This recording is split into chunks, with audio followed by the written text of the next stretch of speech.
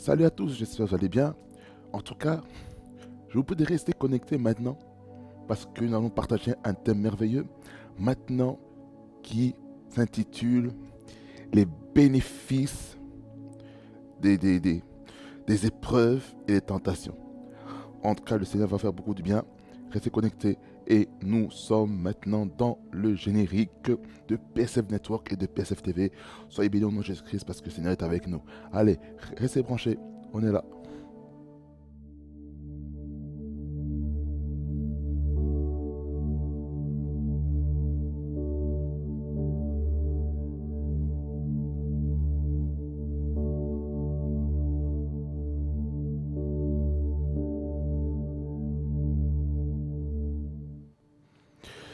Voilà, je suis de retour devant vous. Ici Trésor Sassikiban de la Belgique. Quand vous êtes les bienvenus ici. En tout cas, j'espère que vous êtes bien installés derrière vos écrans. Et je sais que le Seigneur va faire beaucoup de bien. Parce que le Seigneur est au contrôle de tout. Vous savez, étant donné que Dieu est au contrôle de tout, vous devez savoir une chose. Que le roi des rois est avec nous. Et pour ce faire, nous allons prier pour remettre ce temps entre les mains du Seigneur. Parce que le Seigneur a des choses merveilleuses à faire avec nous en ce moment. Est-ce que vous êtes prêts pour la prière? Vous êtes prêts? Allons.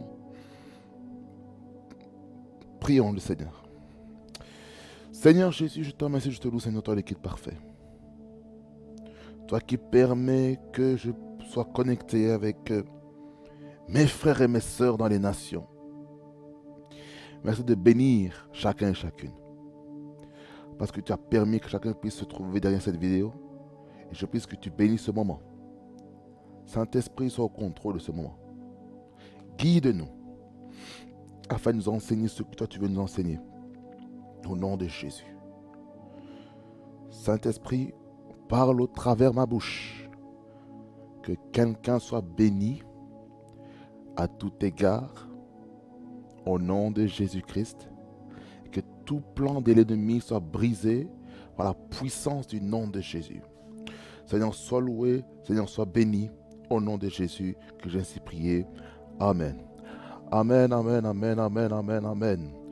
En tout cas, aujourd'hui, nous allons lire ici Jacques chapitre 1er, le verset 2 jusqu'au verset 15. Nous allons lire ça. Parce que c'est un texte merveilleux que le Seigneur m'a mis à cœur maintenant pour parler des épreuves, parler des tribulations, parler des tentations qui peuvent se trouver dans notre chemin, dans notre route. Et pour ce faire, nous lisons Jacques 1er, verset 2 à 15. Nous lisons la parole ensemble. Nous lisons la parole. Nous lisons. Est-ce que vous avez votre Bible à côté? Est-ce que vous avez votre Bible à côté, j'espère? Vous avez la Bible à côté? Alors, nous commençons la lecture. Voici ce que la Bible dit. Il dit ceci. Mes frères, regardez comme un sujet de joie complète les diverses épreuves auxquelles vous pouvez être exposés, sachant que l'épreuve de votre foi produit la patience. Mais il faut que la patience accomplisse parfaitement son œuvre, afin que vous soyez parfaits et accomplis sans faillir en rien. Si quelqu'un d'entre vous manque de sagesse, qu'il la demande à Dieu, qui donne tout simplement et sans reproche, et elle lui sera donnée. Mais qu'il la demande avec foi, sans douter, car celui qui doute est semblable au flot de la mer, agité par le vent et poussé de côté et d'autre. Qu'un tel homme ne s'imagine pas qu'il recevra quelque chose du Seigneur. Cet homme, c'est un homme irrésolu, inconstant dans toutes ses voies. Que le frère de condition humble se glorifie de son élévation. Que le riche, au contraire, se glorifie de son humiliation. Car il passera comme la fleur de l'herbe. Le soleil s'est levé avec sa chaleur ardente, il a desséché l'herbe, sa fleur est tombée et la beauté de son aspect a disparu. Ainsi le riche se flétrira dans ses entreprises. Heureux l'homme qui supporte patiemment la tentation, car après avoir été éprouvé, il recevra la couronne de vie que le Seigneur a promise à ceux qui l'aiment. Que personne, lorsqu'il est tenté, ne dise c'est Dieu qui me tente, car Dieu ne peut être tenté par le mal et il ne tente lui-même personne. Mais chacun est tenté quand il est attiré et amorcé par sa propre convoitise. Puis la convoitise, lorsqu'elle a conçu, enfante le péché, et le péché étant consommé, produit la mort. Amen. Bien-aimé dans le Seigneur, qu'est-ce que ce passage nous raconte? Ici, on voit vraiment, il y a des choses merveilleuses qu'il y a dans ce passage. C'est les épreuves et la tentation. Vous savez, aujourd'hui, j'aimerais vous parler, la première partie, le premier point, c'est sur les épreuves. Bien-aimé dans le Seigneur, vous devez savoir ceci que les épreuves, pour un enfant de Dieu, c'est une bénédiction. Répétez avec moi, les épreuves, pour un enfant de Dieu, est une bénédiction. Pourquoi je vous dis que les épreuves est une bénédiction pour les enfants de Dieu? Parce que Dieu veut éprouver notre état de cœur. Où est-ce que nous sommes avec le Seigneur? Il veut savoir où est-ce que nous sommes.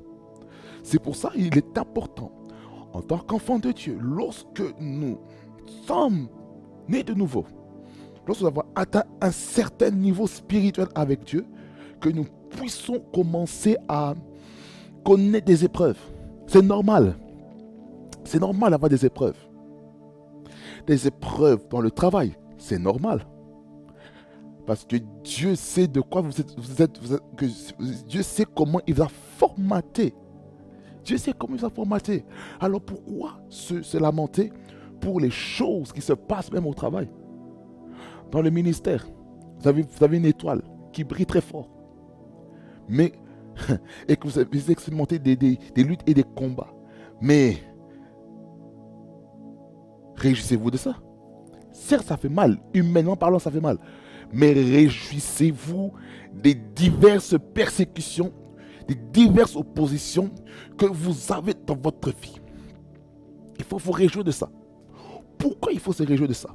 Parce que le Seigneur, il sait qu'à la fin de ces épreuves, il y a un autre niveau d'élévation qui va arriver.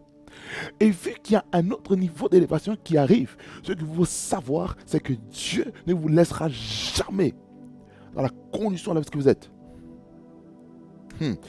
Il dit ceci au verset 2 que nous venons de lire. Il dit ici, bien-aimé dans le Seigneur, il dit ceci. Vous savez ce qu'il dit? Vous savez ce qu'il dit ici dans la parole de Dieu? Il dit, mes frères, regardez comme un sujet de joie complète les diverses épreuves auxquelles vous pouvez être exposés. Je continue jusqu'au verset 3, sachant que l'épreuve de votre foi produit la patience. Écoutez, les épreuves, c'est important.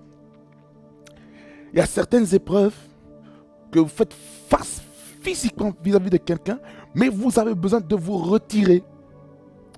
Retirez-vous un peu et essayez de comprendre ce que Dieu veut vous enseigner.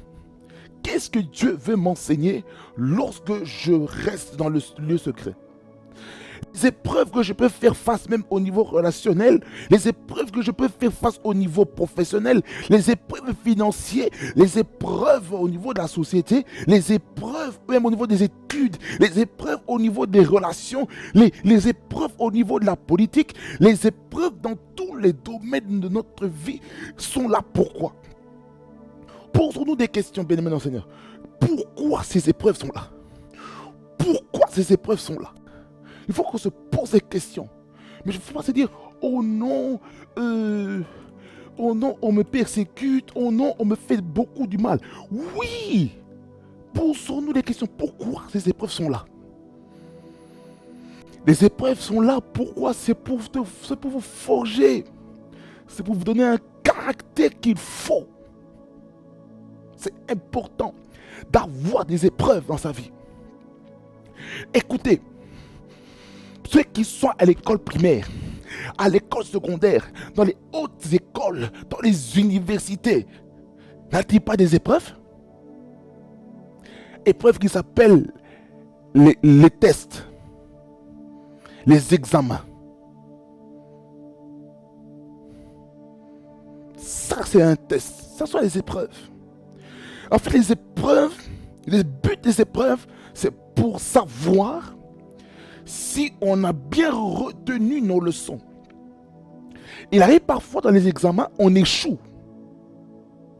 Et dans l'échec, on peut maintenant savoir, on peut se repositionner, se refocaliser. Que ce soit pour nous les chrétiens, Seigneur, qu'ai-je fait de mal dans ma vie? Dans la situation économique, pourquoi je souffre? Est-ce que j'étais infidèle quelque part, financièrement? Est-ce que, au niveau de mes dîmes, je donne correctement? Est-ce que je prends le temps de prier pour ça? Est-ce que je donne mes offrandes avec un bon cœur? Là, je parle de l'attitude des dons. Allez, je vous renvoie dans le message sur les attitudes dans les dons. Posons-nous des questions. Les épreuves dans le ministère. Pourquoi tel responsable me parle mal? Pourquoi tel leader spirituel me parle peut-être mal, me parle durement? Posons-nous des questions. Pourquoi au travail, c'est tout le temps moi et pas les autres? Pourquoi c'est souvent les superviseurs qu'on vous vise vous et pas les autres? Les autres n'ont pas de problème, mais vous avez des problèmes. Il faut vous poser des questions. Pourquoi j'ai des problèmes? Est-ce que les problèmes viennent de mon niveau? Ou les problèmes viennent du niveau des responsables? Il faut se poser des questions. Est-ce que Dieu a changé le cœur du leader afin de voir où est-ce que vous allez aller? Écoutez, David, lorsqu'il a tué le roi, il a tué Goliath, qu'est-ce que les femmes ont chanté? Saül a tué ses 1000 et David c'est 10 000. Donc on a donné plus de crédit à David qu'au roi Saül. Le roi Saül maintenant s'est senti inférieur. Il s'est senti menacé. Et qu'est-ce qu'il a fait? Maintenant Dieu, la Bible dit dans 1 Samuel chapitre 16 ou chapitre 18 ou 17, qui nous dit que Dieu a changé l'état du cœur de Saül et que lui-même, Dieu, a envoyé un esprit mauvais dans la vie du roi Saül, dans le but d'éprouver David. Vous voyez comment Dieu éprouve ses serviteurs, ses servantes.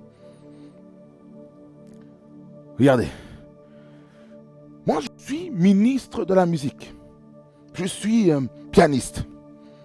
Écoutez, c'est comme si moi, en tant que pianiste, je joue et mon leader spirituel est là pour me casser, il est là pour me détruire.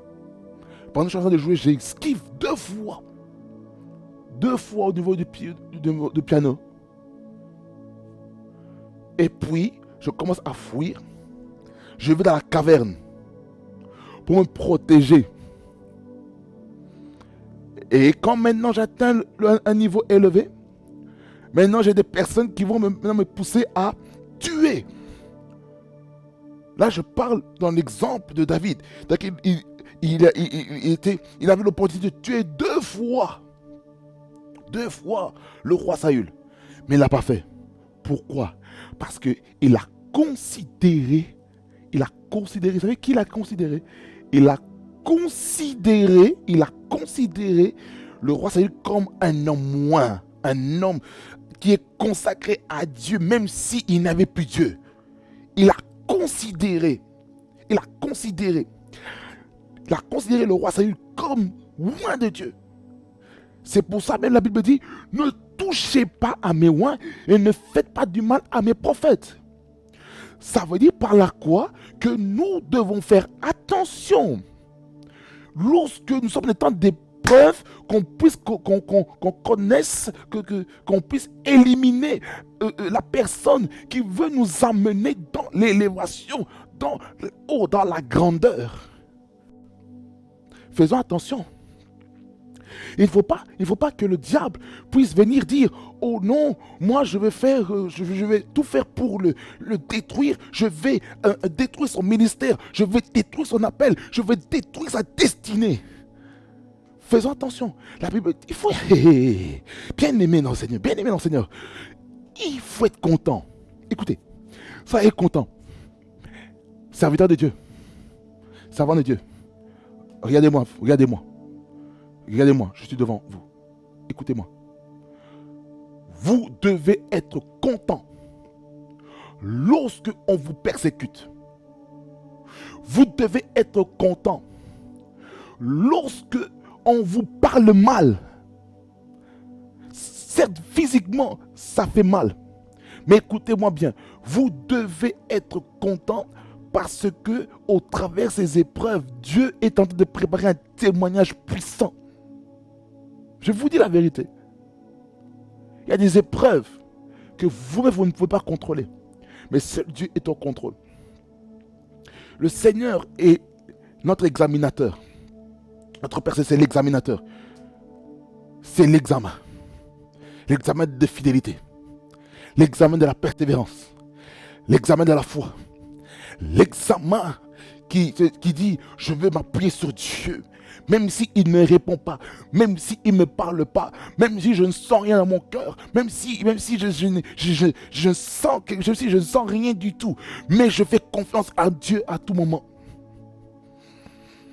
Oh, j'ai en train de bouillonner, mon Dieu. Ramaya Shekababaya. Écoutez, Shekabakota. Écoutez, l'épreuve, c'est très important. Les épreuves. Même dans la famille, il y a des épreuves aussi qui viennent aussi. Il y a des épreuves pour savoir de quelle matière nous sommes. Dans certaines familles, il y a certaines personnes qui sont plus combattues que d'autres. Pourquoi? Étoile. Quelle est l'étoile que vous portez, bien-aimé dans le Seigneur? Quelle est la grâce que Dieu vous donne? Vous devez savoir que vous êtes porteur d'une étoile. Vous êtes porteur de quelque chose de fort. Mais parfois, le diable va tout faire pour détruire ce qu'il y a en vous. Alors, ce que je vous conseille, restez attaché à Dieu. Ne laissez pas le diable venir semer des choses bizarres en vous. Je sens quelque chose de fort sur moi. Aïe, aïe, aïe, aïe, aïe, aïe, aïe, aïe, aïe, aïe. There's fire on me. Écoutez-moi bien, écoutez-moi bien. Aussi longtemps que Dieu est avec vous, rien ne va vous arrêter dans le programme de Dieu. Aïe, aïe, aïe, aïe, aïe, aïe, aïe, aïe, aïe, aïe, aïe, aïe, aïe. Le but des épreuves, c'est pour éprouver la foi. C'est pour éprouver la foi. C'est pour vous éprouver. Quelles sont les épreuves que vous traversez que vous n'arrivez pas encore à résoudre? Je vous pose la question. Quelle est l'épreuve que vous êtes en train de traverser? Des épreuves par rapport à votre foi. Des épreuves par rapport à votre ministère. Les épreuves par rapport à votre appel. Les épreuves par rapport à votre mariage.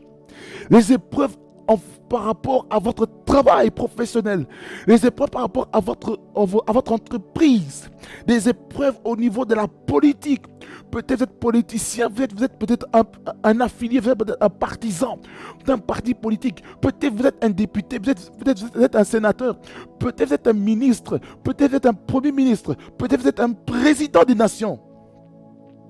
Mais vous faites face à des combats dans votre gouvernement national, provincial, régional, communal, local. Mais sachez une chose, vous ne devez pas perdre courage. Vous devez garder la foi. Même s'il y a des oppositions qui viennent, sachez une chose, que le Seigneur est avec vous. C'est pour ça, restez attaché à Dieu dans les épreuves. Le verset 4, il dit, mais il faut que la patience accomplisse parfaitement son œuvre, afin que vous soyez parfait et accompli sans faillir en rien. Le but des épreuves, quand on dit le verset 4, c'est pour que l'œuvre de Dieu s'accomplisse complètement, entièrement. Alors, bien-aimés dans le Seigneur, nous devons laisser Dieu agir. Laissons Dieu agir en nous.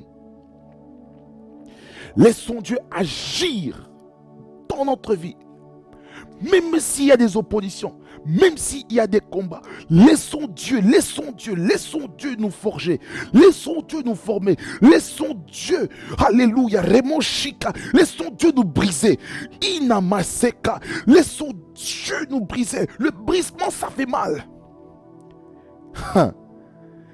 Parfois, on peut avoir l'impression qu'on connaît beaucoup, mais écoutez-moi bien, mais tant que le Seigneur est au contrôle, vous devez savoir qu'il y a quelque chose que Dieu va faire. Il va briser. Il y a certaines personnes, pour aller dans le prochain niveau de l'élévation, il doit vous briser. Et je peux vous dire, le brisement, ce n'est jamais facile. Le brisement, ça fait mal. Vous aurez mal. Ce brisement, c'est quoi? C'est connaître aussi des temps de déception, de trahison. Ça, je vous le dis. Ça, c'est quelque chose que vous ne pourrez jamais y passer outre. Il y a certaines relations dans lesquelles vous avez mis votre attention, votre confiance. Ça va être capossé, ça va être brisé.